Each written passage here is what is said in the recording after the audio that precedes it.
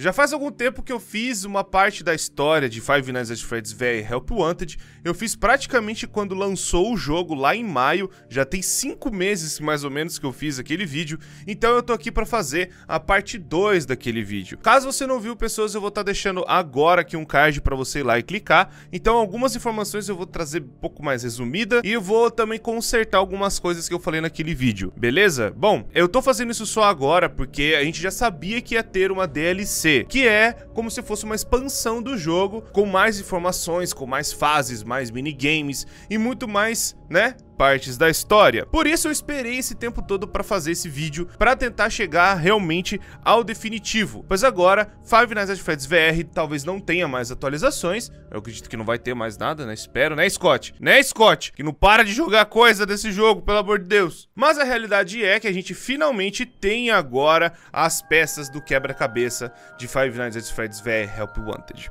Beleza, pessoas? Então, vou fazer aqui a continuação explicando com mais detalhes. Deixa o gostei no vídeo, pessoas, isso ajuda e muito o nosso trabalho a ser passado para mais pessoas. Também se inscreva no canal para não perder mais esses vídeos de história, esses vídeos de teoria, dão um enorme trabalho. E caso você quiser nos ajudar, você pode fazer isso deixando o gostei, que nem eu falei para vocês, e também se inscrevendo no canal, ativando as notificações aí, o sininho, para você não perder mais nada do que acontece aqui. Beleza, pessoas? Então, muito obrigado por estar assistindo e vamos primeiramente, vamos lá começar já, algumas informações que eu trouxe naquele vídeo que eu preciso corrigir agora. A primeira coisa é quando Five Nights at Freddy's VR se passa. Na verdade, FNAF VR se passa depois da Ultimate Custom Night, realmente fazendo ele ser o FNAF 8. E também na linha do tempo de Five Nights at Freddy's, o FNAF VR ele também se passa depois da Ultimate Custom Night. E a prova disso é que as próprias Plush Babies, elas têm características da Scrap Baby. Eu não tinha percebido isso na primeira vez que eu joguei. Eu achei que eram, sabe, bonequinhas atacadas, que não tinha tanto detalhe, mas tem as partes da Scrap Baby. Eu não tinha percebido isso de primeira, mas agora, olhando melhor, a Scrap Baby tá sim ali representada nas Plush Babies. Nesse universo, a Scrap Baby chegou a existir de alguma forma. O FNAF 6 foi para contar o final da história, mas também com outros detalhes que eu vou explicar daqui a pouco. Outra coisa também que prova que ele passa depois da Ultimate Custom Night são as frases que tem da Ultimate Custom Night, e quando você morre, você escuta algum animatrônico. Dependendo do animatrônico, ele tem uma fala quando você morre realmente no jogo, e ele fala alguma coisa. E essas frases foram reutilizadas, pelo menos algumas delas, para alguns animatrônicos.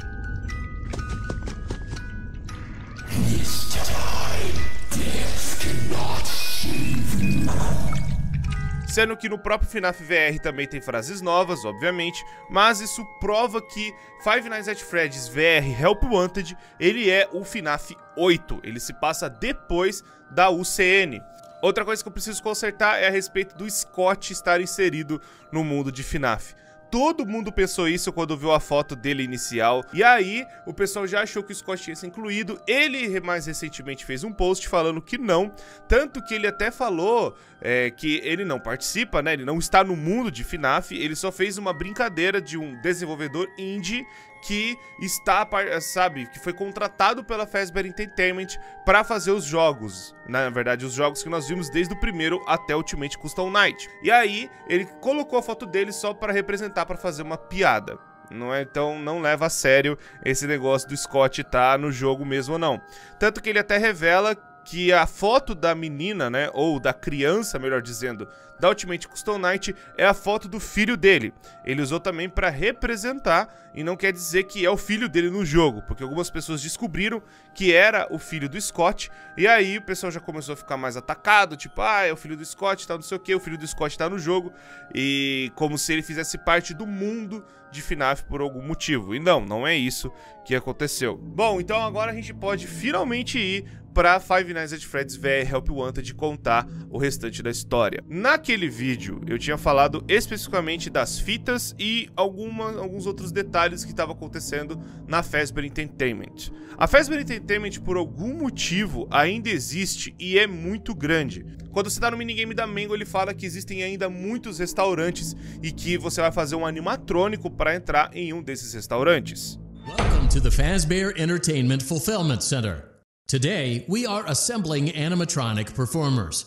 Each animatronic unit will bring joy to the children at one of our many Freddy Fazbear locations. Isso, na verdade, prova que a Fazbear Entertainment ainda é muito forte. Seguindo, né, o que ele tá falando e seguindo o que o jogo tá mostrando pra gente, que tá tentando passar um pano pra essas coisas erradas que aconteceram ao decorrer dos anos. Tem mais alguns outros detalhes da história que eu vou contar pra vocês, mas prova que existem muitos restaurantes que a Fazbear Entertainment ainda toma conta e que existem espalhados no país desse universo de Five Nights at Freddy's.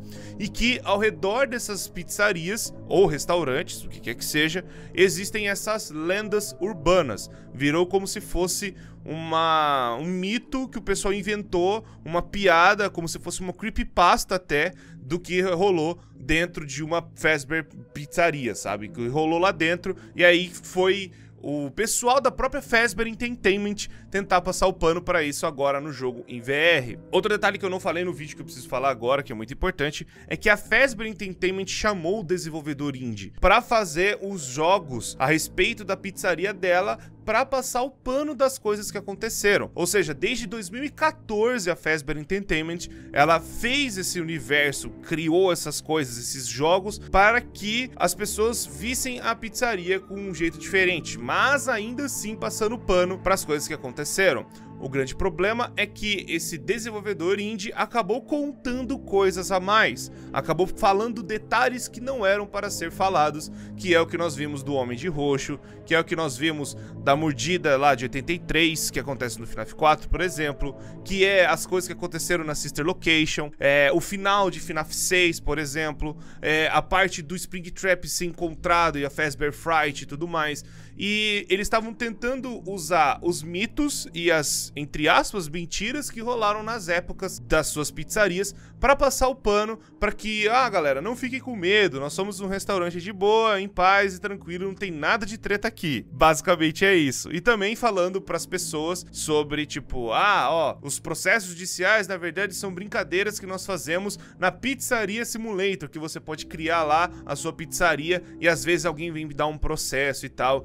E isso pode acontecer e por aí vai. Sendo que, na verdade, no FNAF 6 é retratado de verdade. Tem dessa parte dos processos que você, por exemplo, vê que uma criança perdeu um dedo, porque um animatrônico arrancou. Uma criança desapareceu e por aí vai. Então, eles estão usando processos reais para passar o pano para as merdas que aconteceram todos esses anos da Fazbear Entertainment. Ou seja, a Fazbear Entertainment, pessoas... O que o jogo tá querendo dizer basicamente é: esta companhia, esta empresa é muito forte e ela ainda existe e ela ainda tem um grande poder e influência, não só para a vida das pessoas, para tentar passar um pano ainda das coisas delas criando um jogo, quer dizer que ela tem cacife para isso. Ou melhor dizendo, tem dinheiro para bancar essas merdas todas, além dos processos e por aí vai. Mas agora a gente pode finalmente explicar o que tá acontecendo, principalmente nessas questões das fitas. No jogo você junta 16 fitas que estão espalhadas e elas são como se fossem logs. Logs é como se fosse uma parte de gravação, parecido com o Bane Link Machine, que tem os áudios lá, espalhados dentro do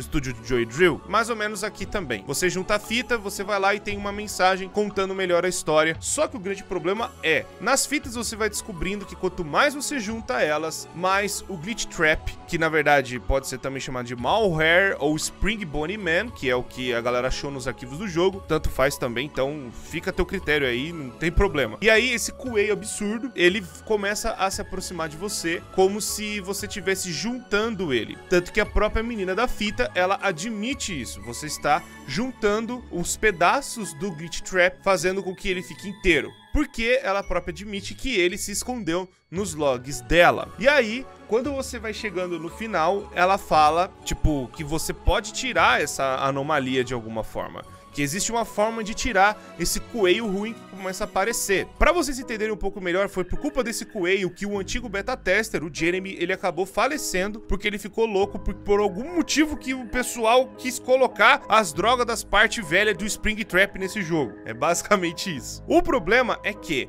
foi a Fazbear Entertainment que acabou colocando pedaços de chip de hardware de outras pizzarias, possivelmente acabaram achando um backup, como se fosse uma parte para você salvar os seus arquivos num pendrive. E acabaram achando essa parte de programação do Springtrap, já influenciado pelo William Afton, e meio que foi um backup do William.